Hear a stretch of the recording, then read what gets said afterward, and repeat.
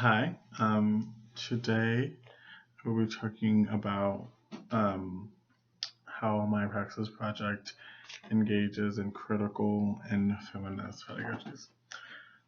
So first, I think for the project itself, it's a public educational workshop, which I think makes it accessible to a lot of people. It helps blur the lines between university and community because anyone can attend it. The use of several different mediums, and so there was a video played. Folks had a chance to do some word association and collages, and so that was really an attempt to honor the different ways that people learn and can process information. And so I didn't want to have a typical workshop where there was a power dynamic of someone lecturing people. I tried to make clear at the beginning that I expected and wanted to be challenged, and that was completely okay and encouraged. And also the use of media, I think, allows people different access points and allow people to draw on their own experiences to make sense of what's happening.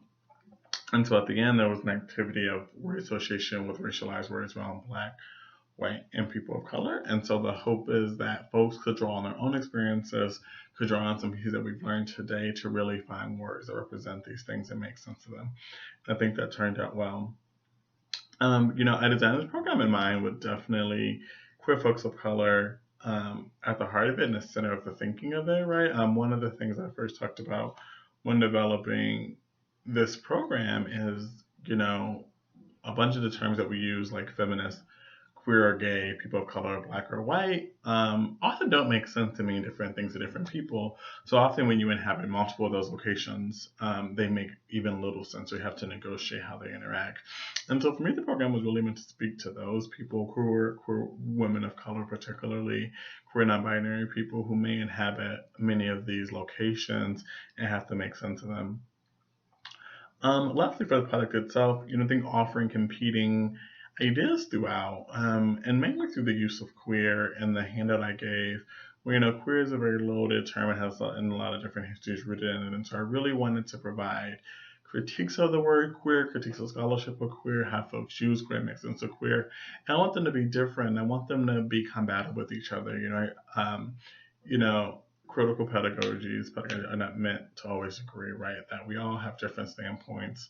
And so those all should be celebrated. And those all are very valuable to the conversation for learning things.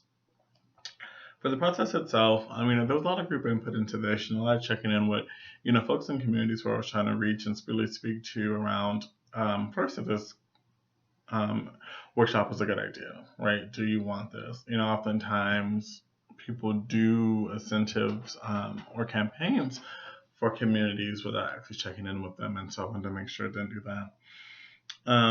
Second, I wanted to, draw on pop culture and really make sure that this was grounded in things that people could relate to. A lot of times, I think the academy gets detached from pop culture and begins not to see it as valued. And also with that, I think really centering the most marginalized in communities, right? I tried to set the tone from the beginning so that, folks who are most impacted by these words or these systems of oppression should be at the heart of our analysis. And so, as a facilitator, I try to practice a very critical and feminist pedagogies by disrupting ideas of my own power in the room, by proactively encouraging folks to disagree with me. I think, especially around feminism, when some white folks in the room are having difficult moments processing information, definitely recentering folks of color in the space and allowing folks of color to really articulate their own experiences around the word feminism and which feminisms get to be valid. Oftentimes in these rooms, when something troubling or problematic is said, what happens is that the person in dominant positionality is focused on, either to call out or to support, right, or even to pity, but never are marginalized people allowed to engage in the space. And so I think that was critical. I think the use of press at the end, really to lighten the mood a bit, right? I think a lot of these terms can be loaded. I really wanted to make sure that folks had access to less to really process intense and weighted information. I introduced a lot of terms about moving.